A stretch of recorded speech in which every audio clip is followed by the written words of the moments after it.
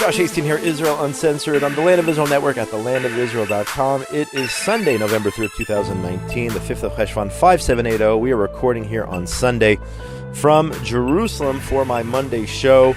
And a lot's going on down in southern Israel. By the time you hear this broadcast, who knows what the situation will be like. But getting right to the news here, the Jerusalem Post this morning reports that Hamas targeted Israel, well actually, terrorists under Hamas, Islamic Jihad, taking credit for 10 rockets launched Friday night. Imagine you're at your house, wherever you are in the world, having a peaceful, quiet Shabbat dinner after a long week, and all of a sudden you literally have to run for your life in a rocket attack. So 10 rockets fired, one of them striking a house in the town of Sderot. There was a woman who was lightly injured, several others treated for shock, but as we know, every rocket that's fired causes psychological damage, that's for sure. Again, so 10 rockets. The Iron Dome, I believe, took out about 7 or 8 of those rockets launched into Israel. Israel Air Force, according to the J-Post, responded, striking multiple Hamas targets across Gaza after the rockets were launched. And we'll have to see what the situation has in store for us over the next 24 hours, 48 hours over the next week. Of course, politicians, the Security Cabinet scheduled to meet later on today. Other politicians, Benny Gantz in the blue and white, Benny Gantz suggesting that perhaps Israel should go back to the policy of assassinating some of the leaders of the terror organizations. We will see what happens down in southern Israel. And the Times of Israel reports the IDF is preparing for a scenario in which the terror groups will continue to launch rockets. I guess they're expecting more rockets, perhaps increase in their range. Who knows? Maybe they'll try to target the center of the country as well. Despite prevailing assessment within the military that the latest escalation is perhaps over, it's taking no risks and has changed the deployment of the Iron Dome defense system. So Iron Dome is moving into different places in different parts of the country, and we'll have to see what happens. The mayor of Sderot, Alon Davidi, on Saturday night responding, saying, "We've been living in this reality of an emergency routine for close to 2 years. It is long past time for it to come to an end through a broad military operation in the Gaza Strip, including the elimination of Hamas leaders." So Davidi also in favor of taking out Hamas leaders, calling for a broad military operation in southern Israel. Listen, we've been down that road before, 3 different operations into Gaza, but at the end of the day, we left Hamas and the other terror groups standing. I personally do not think we should send in boots on the ground there in Gaza. As I've said, 100 times before, I think that we need to cut off the supplies. Israel supplies tons and tons of materials into Gaza each and every day. We should stop that nonsense, turn off the electricity. Eventually, we should resettle the communities of Gush Katif, but if we're not doing that now, lock the gate, throw away the key, say enough is enough, stop enabling Hamas to continue to build their rockets and underground tunnels and everything by providing them with the materials which they use. The aid's not going, for the most part, to their own people. It's being hijacked by Hamas and the other groups, so stop enabling them. That is my opinion. In the same vein, Arutz Sheva, Israel National News, reports that hikers over the weekend discovered an explosive device in a river in southern Israel. This could have been a tragedy. Thank God it was not. Sappers were called in to neutralize this explosive device. No one injured. Reported here by Israel National News, Arutz Sheva. Apparently, it could have been that this was one of these devices attached to an incendiary balloon or whatnot that was sent into Israel and landed in a stream. So hikers down there hiking in this little river or stream found the device and called the bomb squad. Did the smart thing. It was in a book. Think, God forbid, if somebody thinks that they found a harmless book, perhaps the hikers realized it was suspicious. Imagine, God forbid, a kid finds a book on a hike and opens the book. Who knows what could have been? But thank God that did not happen. Moving on here to other news.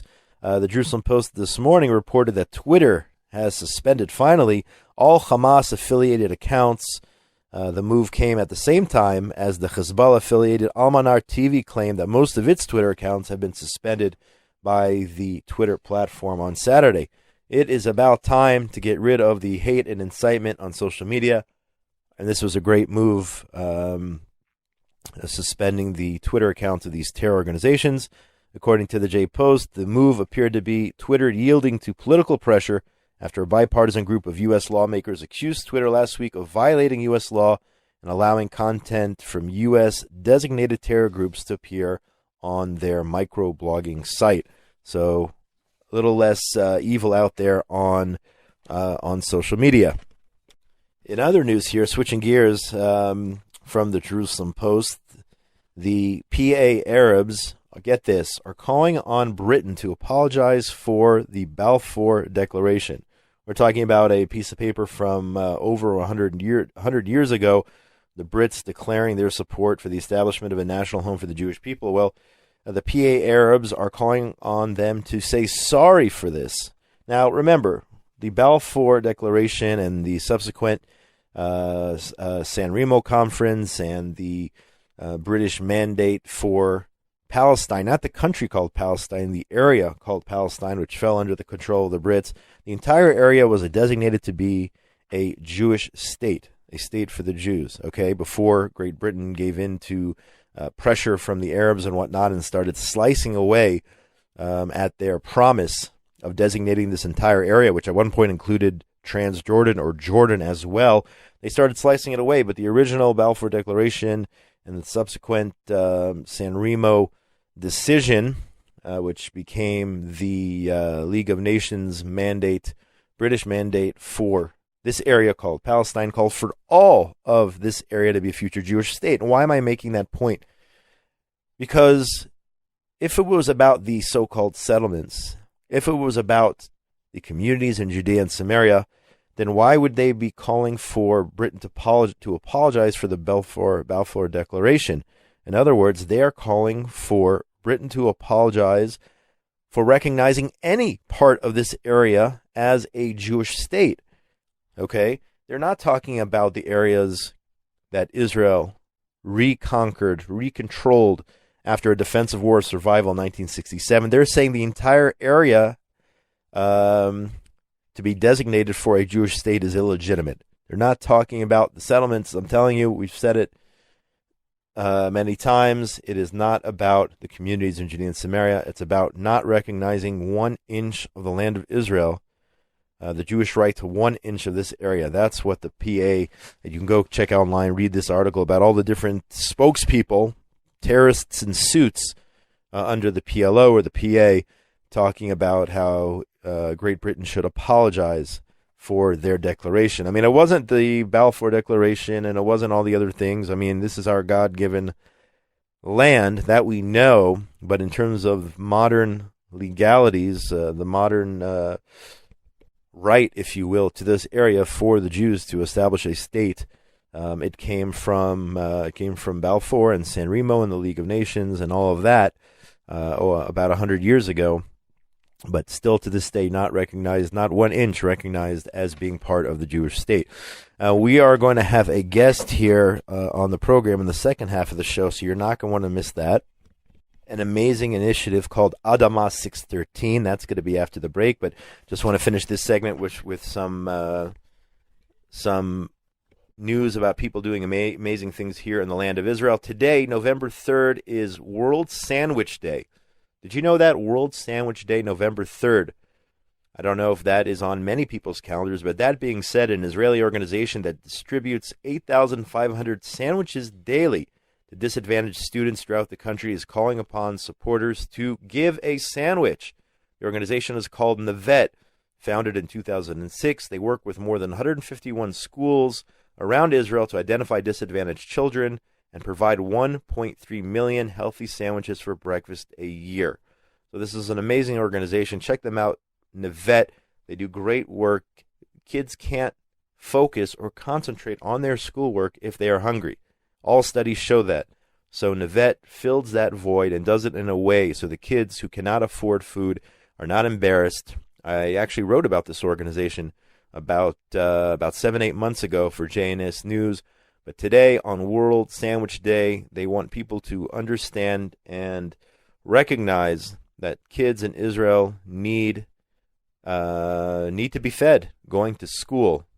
Give a sandwich. That is today's message. Give a sandwich. Go check out Nevet, Nevet, on the internet. Check them out. Find out how you can get involved and contribute here on World Sandwich Day or throughout the year, providing Israeli children with breakfast as they come to school in the morning.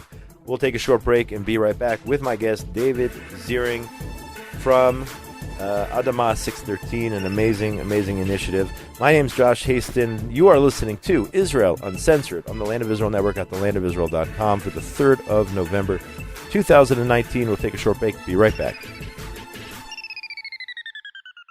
On the latest episode of Rejuvenation with Eve Harrow, Eve meets with the women's delegation of Israel Bonds and interviews Michelle Klar, National Director of the Women's Division, about the organization and the role women play in helping Israeli society. I think it's affected each and every person on this delegation to realize, what can I do to make a lasting impact? For the full interview, click on Rejuvenation with Eve Harrow on the Land of Israel Network at thelandofisrael.com.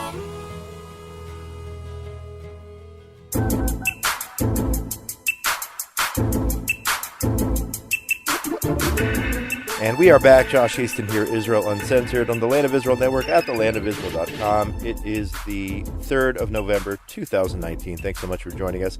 I am here in beautiful Jerusalem, and we're going to go to the phone here in just a second. You know, I've always encouraged my listeners in the U.S., my Jewish listeners especially, to make Aliyah, come home to Israel. I've said that now for, over a decade or so. And I hope everyone out there is putting together a Aliyah plan on what you're going to do to get yourself over here. Put together a plan. That's the first step, I've always said. But there's a way that you can connect yourselves to the land of Israel. If you haven't made that plan yet, if you haven't put Aliyah on your agenda, I hope you will, there is a new initiative called Adamah 613, and we're going to speak to the person who put it all together, David Ziering, here in just a minute. And this is an opportunity for you to own a piece of land here in the land of Israel. Maybe some of you have apartments here. Maybe some of you come on vacations, you come for the high holidays or what have you.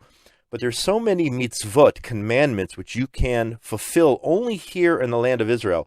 And this new initiative, Adamah 613, allows you to fulfill some of those mitzvot. Here to explain is the founder, David Ziering. Thanks so much for joining us here this morning, David. Thanks, Josh. If you can, just explain what your initiative is, Adamah 613. Okay, great. So Adamah 613, I encourage everyone to make Aliyah as well. But Adamah 613 is a way to own affordable piece of land here in Israel and develop the land, and also to fulfill all the commandments for an affordable price. And the Ramban, Nachmanides, always told us that even in the exile, it's still a positive commandment in every generation, even when we're in exile, to possess the land and settle the land. And therefore, we created a place in Israel, a privately owned land, because that's very rare here. Most of the agricultural land is owned by the government, about 96%. We have land near Pardes Hana, close to Caesarea. And on that piece of land, we separated it out, we parcelized it out, that each person who lives abroad could buy a piece of privately owned land in Israel. And on the land, we grow wheat and barley and grapes, and we make wine from the grapes and olive oil. And we have all types of fruit trees, including the etrog tree and the lulav tree and the hadas and aravot. And what one does with that land is that our farmers, and one could join the farmers at any time, will come and do all the commandments, which has a lot of gifts to the poor, and resting the land on the sabbatical year, and not making mixtures and leaving fruit for the poor people. And we're supposed to call it leket, which is like the leftovers when you glean your field from wheat and from barley, and we bring everything to the poor people.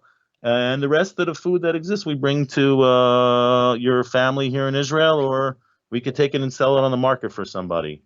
That's the general idea. And we know that spiritually, 1/6 of the Jewish people's Torah has to do with agricultural commandments. And we only have 613 commandments, and a large chunk of them have to do with the land.